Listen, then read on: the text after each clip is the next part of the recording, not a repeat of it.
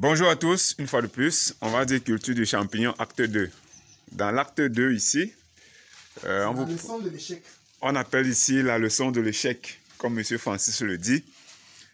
Si vous êtes attentif, vous allez écouter les termites en train de ronger le bois.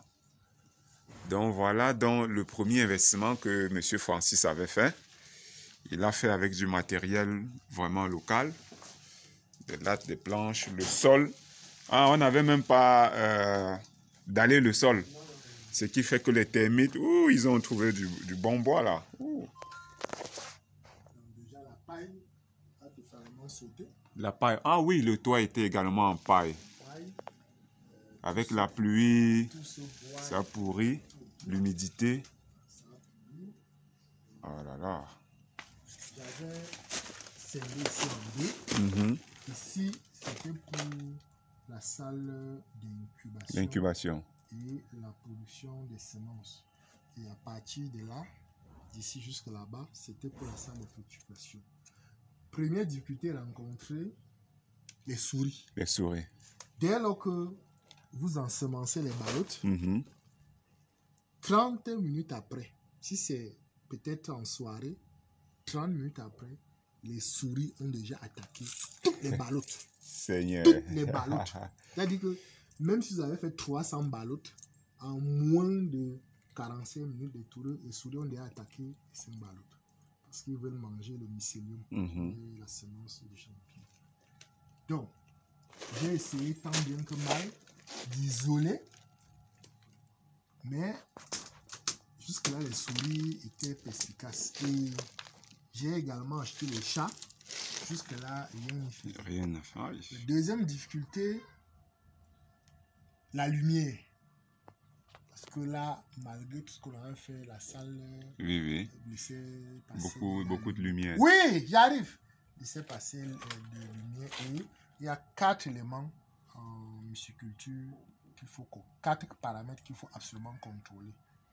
Il y a la lumière, il y a la température, il y a l'humidité et il y a également l'état du bâtiment. Non, pas l'état du bâtiment, c'est que chaque fois qu'on travaille, on doit stérilité du milieu, que tout est stérilisé. Tout est stérilisé. C'est pour ça que de l'autre côté là-bas, il porte un masque. Exactement. Il porte un masque. Mais le mycélium est tellement fort que au bout de 48 heures, il n'y a plus de problème. Mais pendant les 48 heures, il faut absolument éviter toute contamination qui peut être au niveau des semences même, qui peut être au niveau du substrat, qui peut être au niveau de la manipulation, c'est-à-dire que les mains qu'on ne lave pas, on se désinfecte pas. Voilà, donc il faut désinfecter. Mais il y a ces 4 éléments et j'allais oublier notre paramètre qui est l'humidité. Il faut contrôler l'humidité. C'est pour ça que vous avez installé la clim dans notre bâtiment pour contrôler vraiment. Tout à fait. Donc, ici, c'était vraiment un échec cuisant. Parce que non seulement et vous voyez à la fin, on a tout perdu. On a tout perdu parce que tout ce bois acheté... on ne peut même plus le réutiliser. C'est fini. C'est fini. Donc, et pourtant, ayant fait une estimation des tôles qu'il faut ici, je suis environ à 90 000. Mais la natte, le transport et la main-d'œuvre allaient à 120 000. Oh là là! Pourtant, avec la tôle, c'était plus facile même. Voilà. Et quand vous regardez là, on peut dire 1, 2, 3, 4, 5, 6, 7, 8, 9, 10. On a environ 10 étagères. Ces 10 étagères, cet ensemble-ci m'a coûté, je peux dire, dans le million, avec la clôture et tout. Mais, donc en réalité, vous avez perdu plus du million dans ce projet. Alors, avec une étagère comme celle à 85 000 francs, on aurait pu carrément faire 10 étagères à 850 000. la toiture à 90 000 ou 100 000.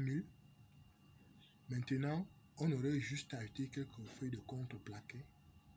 Exactement, pour rendre, c'était et facile. ici, au lieu de mettre ces planches qui sont totalement bouffées par les termites là, on aurait pu élever un mur à ce niveau.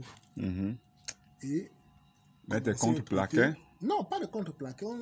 Le mur, parce qu'il faut laisser la lumière entrer. Parce que quand on passe de l'incubation à la fructification, là on va de l'obscurité à la lumière. Il faut bien que la lumière en donne. Le mur ici devrait avoir une hauteur d'1 mètre et puis de larges fenêtres. Donc, pour dire en définitive que avec les matériaux provisoires, c'est pas si loin du coup.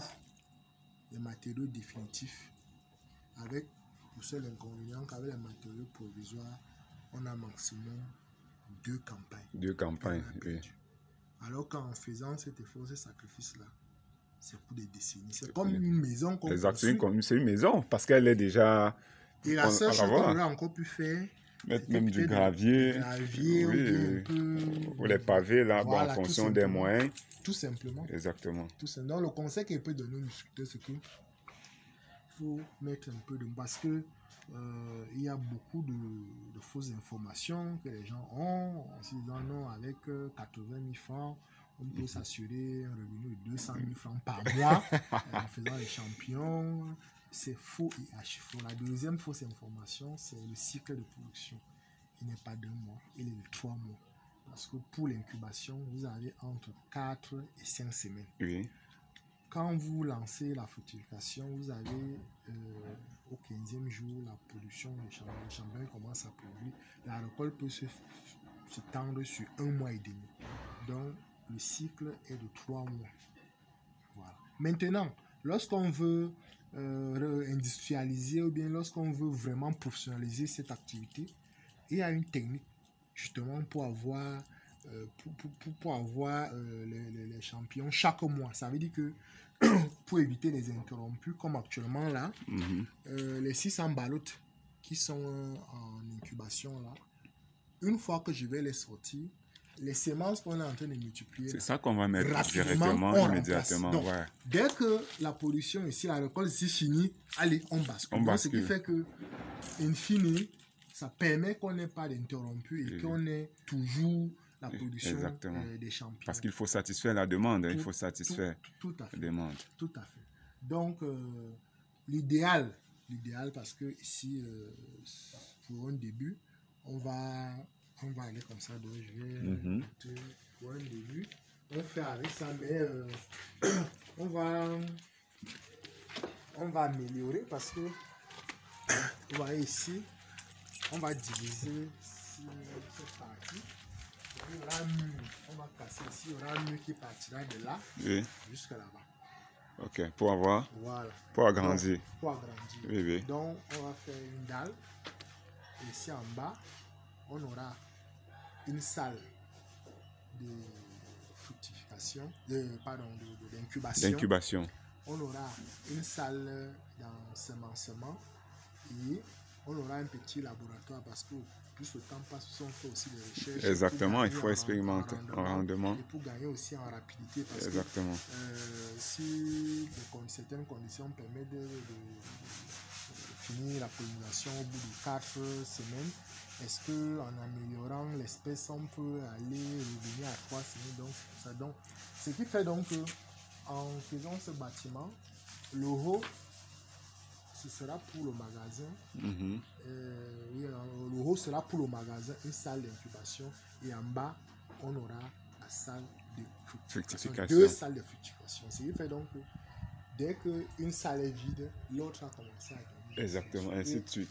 Tout ce hangar-ci est là ici parce qu'il faut bien un endroit où les gens peuvent facilement manipuler. Parce que comme vous voyez là, c'est comme un petit atelier. Ici, vous avez vos différents outils, quoi. Voilà. Donc ici, ça c'est les bouchons pour les bocaux.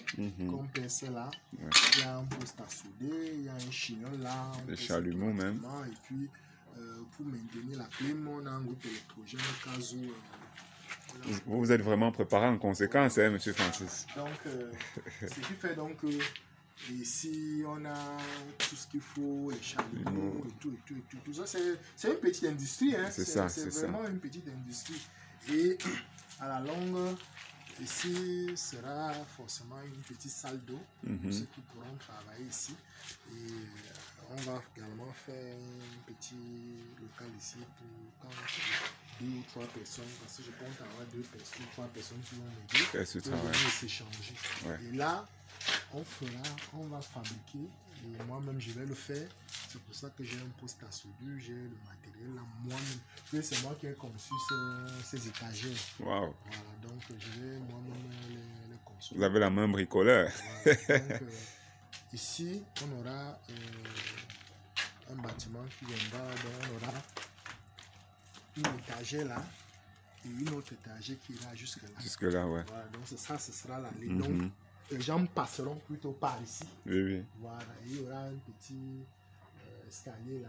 Pour aller à l'étage. Voilà, parce que là, il faut faire la réserve des substrats, des rafles de maïs et consorts. Il faut tout garder là-bas. Et ici, ce sera la salle de manipulation. Et on aura tout un petit laboratoire de recherche. Ça, c'est super. Parce qu'il y a des variétés de champignons qui sont très délicats, comme le shiitake. Et là, les conditions sont beaucoup plus... Bonjour. Les conditions sont beaucoup plus rudes. Et parce que les pleurotes sont un peu plus tolérantes, mais les autres variétés sont plus rudes. Donc, c'est un peu ça. Donc, pour dire vrai, pour faire la myciculture de façon professionnelle, il faut mettre un peu de moyens. C'est pas un peu, il faut mettre des moyens. Il faut faire des moyens. On dit souvent chez nous en Afrique que l'argent appelle l'argent. Pour avoir beaucoup d'argent, il faut investir. Il faut investir. Donc vraiment, je pense que cette vidéo, tout votre partage, votre expérience va aider beaucoup. Là, on vous a montré, monsieur Francis, on vous a d'abord présenté le premier bâtiment, qui est déjà beaucoup plus moderne que celui-ci. Là, il a vraiment eu un gros échec dans ce premier projet. Il n'a pas baissé les bras, Il a appris de ses erreurs et il est en train de tout faire pour l'améliorer. Nous espérons que cette vidéo vous a vraiment aidé et que vous allez soit vous lancer en myciculture, soit améliorer vos techniques de production pour limiter vos pertes. Donc, faites gaffe aux charlatans, faites gaffe aux vendeurs de rêves. On se dit à très bientôt. Si vous avez des questions, laissez-les en commentaire. Partagez, likez cette vidéo pour qu'elle puisse davantage aider ceux qui investissent dans l'agro-pastoral en général et dans la myciculture en particulier, quoi. Ce qui est certain, c'est qu'on va revenir ici et vous auriez davantage d'expérience, d'apprentissage de ce fameux projet. On se dit à très bientôt.